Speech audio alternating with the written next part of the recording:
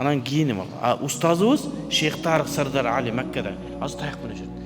Иншалла келип калышы күтүлүп атат, дуа кылыңыздар. Чубак устаздын устазы. Меккеде окуган кыргыздардын бардыгынын устазы. Чубак устазы чубак кылган ошол киши. Иншалла Кыргызстанга келиши күтүлүп атат, иншалла.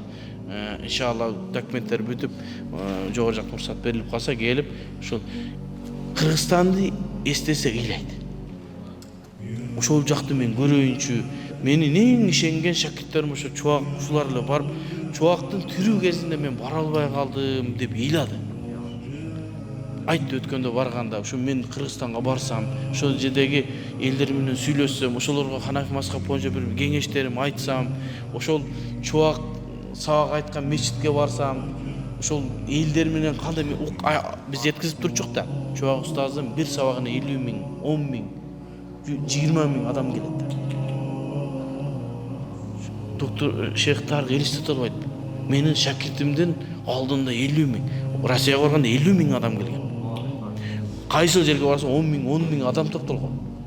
Ошонун устазы. Ошо чубак устаз. Ошо айтты, мен ошол жакка барып, ошол жерди көрөйүнчү, чубактын кабырын зыярат кылайынчы, бир мүмкүнчүлүк бергиле деди. Биз айттык, иншалла келип кала турган болсо, ошо иншалла сабактарды өтүп, кичине өзүнүн насааттарын айтып, ошо кишини көрөсүңөр. Таяк менен келет.